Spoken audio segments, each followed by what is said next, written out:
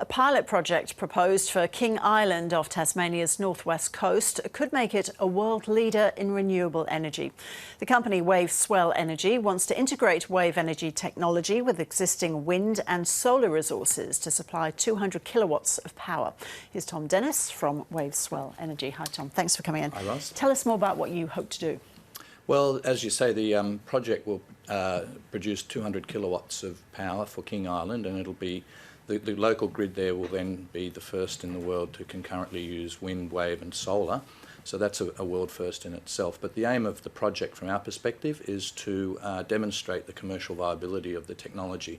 And if we do that, that will be the first wave energy technology in the world to demonstrate a true commercial viability.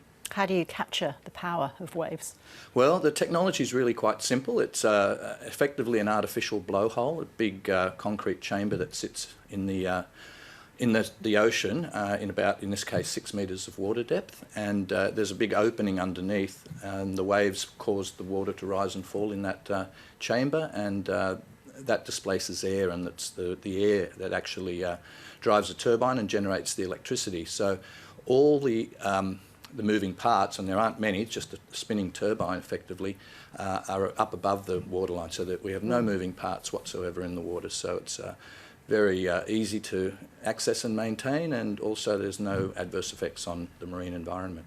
Other wave projects have been tried and failed. What are the problems with making wave technology commercially viable? Well, many technologies have been tried.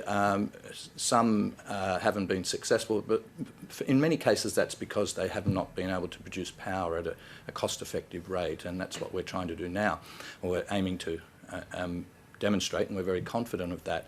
But the difference with our technology is the simplicity. I think it really, as I just mentioned, it just sits in the water with no moving parts whatsoever to be damaged by the oceans and the large storms and so on. So we've been at it for a while, and it's not like it's an overnight sensation. You know, we've put a lot of work into this, and we're very confident now that it will do what we expect it to. So King Island is a remote community. It's not connected to mainland electricity. So how much of their power now comes from renewables? Well, I believe that just recently 100% was coming from renewables for quite a decent length of time.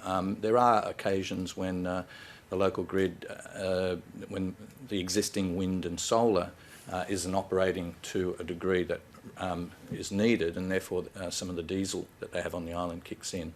But once we come online, then we expect to displace even further the amount of diesel fuel that's used for generation of electricity on the island. Right. Are there advantages to wave technology over wind and solar? Well, there are. The main one being its predictability and consistency. Both wind and solar have diurnal aspects, which means that they're more. They produce more at certain times of the day than other times of the day. The obvious one is solar, that doesn't produce at all at night, or very little when there's clouds. Waves, they don't have that diurnal aspect. They are just as likely to be producing at any time during the day, and when they are producing a lot of power, it doesn't drop off very quickly. So for that reason, wave energy is sometimes considered what's called complementary baseload, in that it can complement existing baseload very easily, because its time frames of variation are slow enough for the fossil fuel baseloads to react, whereas wind and solar tend to vary too quickly for that to be very easy to do. So yeah, they're the main advantages, and we're hopeful now that at the beginning of our commercial phase that we'll be showing a cost of production that will indicate over the next 5 to 10 years we'll eventually get down below wind and solar as far as the cost of producing power. Tom Dennis, thank you. Thank you.